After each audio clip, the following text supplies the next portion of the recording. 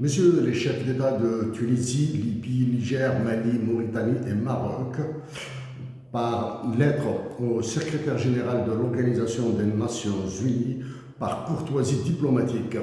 au chef d'État du Tchad, Sénégal, Côte d'Ivoire et président de la Commission africaine.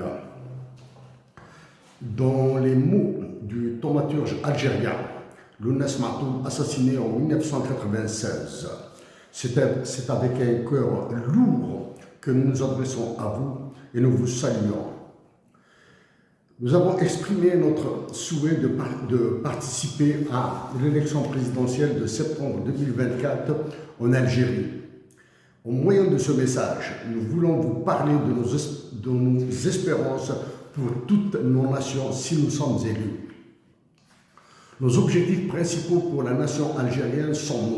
nos efforts pour la paix, l'opérationnalisation de la démocratie et de l'alternance, la sacralisation des droits de l'homme et l'instauration de l'État-providence. Ayant perdu beaucoup d'années de prospérité et de progrès, l'État-providence que nous mettrons en œuvre sera possible si chaque Algérien, collectivement, fournissent les efforts nécessaires pour combler chaque jour que Dieu fait, 7 jours de retard, et cela pendant au moins 10 ans. Ces efforts seront pour produire ce que nous mangerons,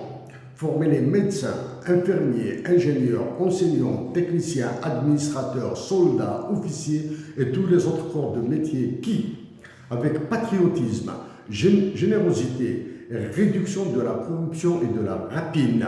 garantiront la pérennité et solidité d'un tel État qui remplacera les massacres de l'austérité ordonnés par le Fonds monétaire international et la Banque mondiale, par la parcimonie et la prévoyance. Dans le domaine des droits de l'homme et de la pratique politique, notre objectif est de rendre les Algériennes et les Algériens plus libres que l'État. Ainsi, ils passeront de l'état de sujet à celui de citoyen. Dans les situations de conflits internationaux, l'armée de nos soldats sera la dernière à intervenir. Pour nous, c'est d'abord la nation algérienne et ensuite son État qui activeront tous les moyens de résolution de conflits parmi lesquels nous citons l'anticipation des crises,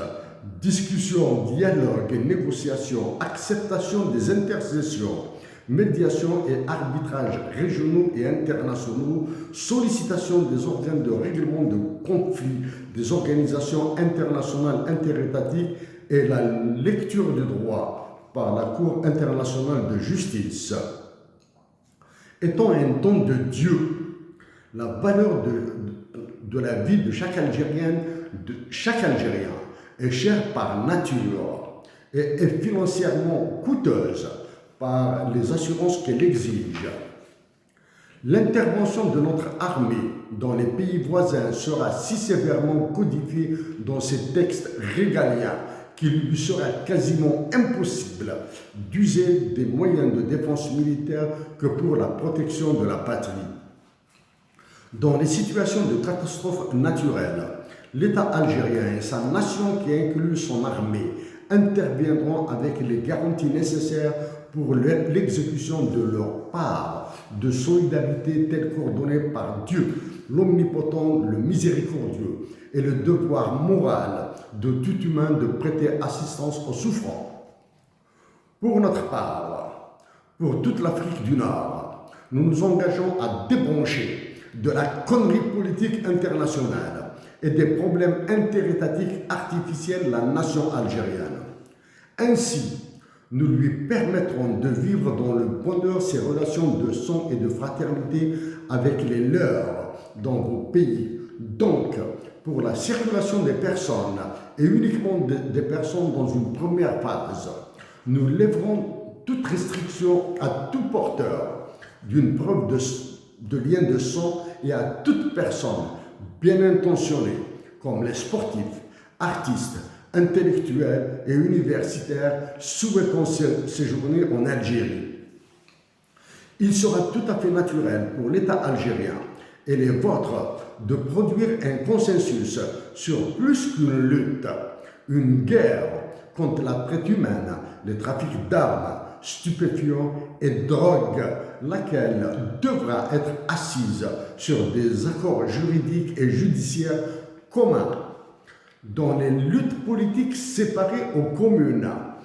et pour éviter toute atteinte aux droits des résidents, un comité, conseil ou organe conjoint à pouvoir exécutoire sévira contre toute détention à caractère politique ou extradition, porteuse de risques contre la vie.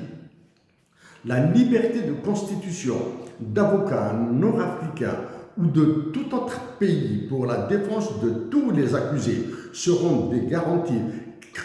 contraignantes et ou coercitives pour dynamiser la réalisation de la Charte universelle des droits de l'homme. Sans culture et pratiques politiques de coopération dans les pays de la région, en particulier dans celui des droits de l'homme, la mise en œuvre de mécanismes, dispositions compromissoires et récursoires sera un travail d'Hercule. Messieurs les chefs d'État, pour l'aide dont a témoigné le révolutionnaire et théoricien des révolutions Hussein Ahmed, qu'elles lui ont fourni pour son indépendance et au niveau régional, la nation algérienne est redevable auprès des nations tunisiennes, libyennes et marocaines. En regard, toutes les nations de notre espace régional et toute l'Afrique sont redevables aux révolutionnaires algériens et à la révolution algérienne pour l'obtention de leurs indépendances parce que la France, dirigée présentement par le roi Emmanuel Macron, avait décidé de faire de notre pays sa possession qu'elle a imposée dans l'article 6 du traité de l'Organisation de l'Atlantique Nord, l'OTAN, en faisant du modèle universel de libération des peuples qu'est la révolution algérienne. Toutes nos nations, tous nos États ont un patrimoine historique commun, une solide base morale et un efficace cadre théorique pour se lancer dans de réels processus de souveraineté et d'autonomie politique et d'indépendance économique.